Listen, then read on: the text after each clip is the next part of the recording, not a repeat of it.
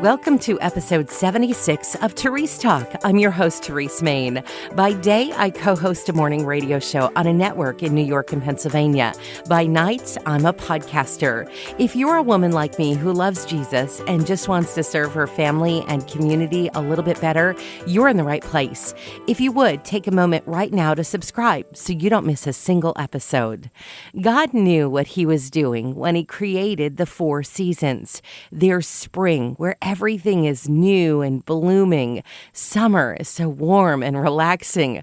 Along comes fall, where you may experience some loss, and finally winter arrives. How does each season apply to our spiritual life? What should we be learning? What should we be doing? The first thing to remember is that God's timing is perfect. Ecclesiastes 3 is such a great reminder.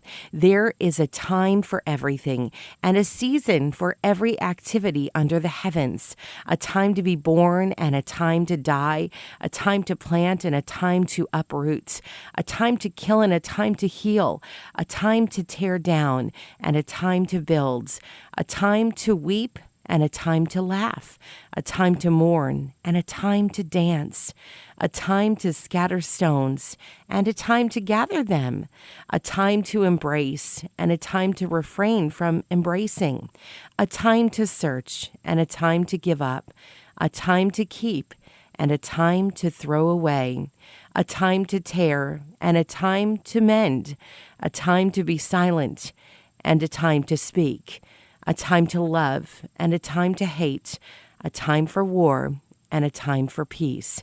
So as we make our way through the year and through the seasons of our faith, know that God has a purpose and a plan for every time.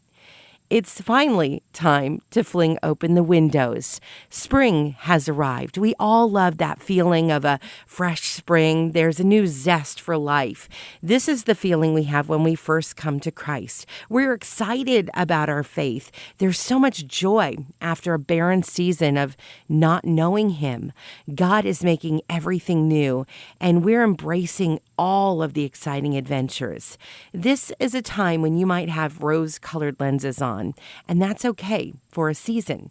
Use this time to read, to study, to grow. Find the Bible teachers who really minister to your heart and listen to their messages. Soak up all you can about God. This will be the foundation for many seasons to come. Be aware this can also be a time of pruning. And while that's not easy or fun, it is always worth it. If you're in spring, look for God to lead you into new opportunities. It's all to prepare you for the next season.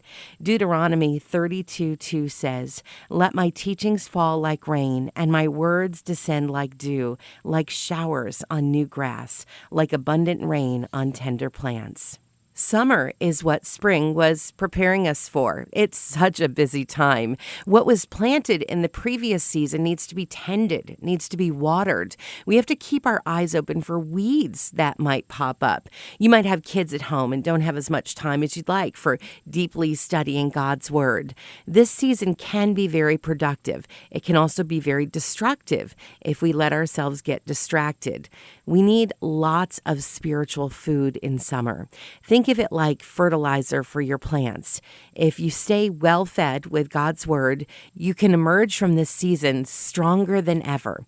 This is the season where you'll have the most energy, but you likely won't appreciate it until it's long gone. Make sure you use your energy deliberately and that you don't waste it on frivolous endeavors.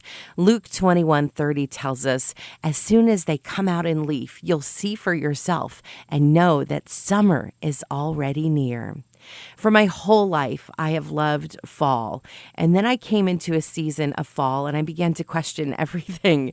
It can be a time of falling away, and that's true in nature and in your spiritual life. Your kids might be growing up. They might be asserting their independence. You might feel like you're not as involved in things as you once were. You might feel like your influence is slipping away. Use your perspective to guide those who are still in summer. Help them prepare their hearts for this next, slower season. Are there things God is asking you to trim from your life? Fall can also be a time of harvest when you get to see the fruits of your labors. Don't let this be the end for you, though. Think of how your kids start a new year of school in the fall. Use this time to prepare for the next season, the new season. Don't push yourself into everything that comes your way. Pray about the opportunities that present themselves. Use your energy wisely. This is the season where you can pick and choose. Proverbs 6:8 tells us, she prepares her bread in summer and gathers her food in harvest. What is it about rest that we resist so much? From the time we were children, we have fought forced rest. The reality is we need rest. God gave us an example in how He created the earth. After 6 days of making so many good things, He rested, not out of need, but to show us how important rest is. Winter is a slower season, and that's okay. Welcome the opportunity to recharge. You have the luxury of taking the time to hear what God really has for you. You can listen for His voice so you know where to go next. This is a great season to think, to pray, to journal. And while you will go slower, you will not stop. And by writing your ideas down, you'll have a clear mind for a proper rest. This season is a time of introspection.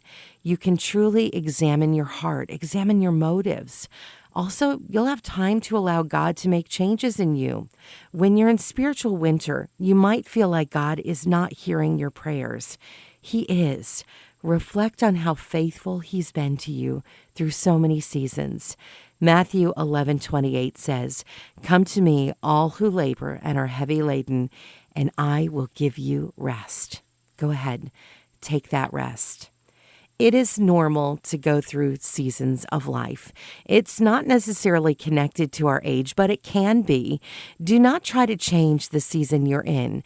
Just as the day is balanced by night, the seasons that you have to walk through are designed by God to keep you balanced. Each one has a purpose. It's part of God's plan, designed just for you. If you've enjoyed this episode of Terese Talk, be sure to subscribe and look for the next episode on Tuesday morning. If you really loved it, consider making a gift to Family Life, the ministry this podcast is a part of. Just go to familylife.org and find out more about what we do. Did you know Family Life offers a variety of podcasts? From news to kids to faith, you'll find a favorite on demand at familylife.org/podcast.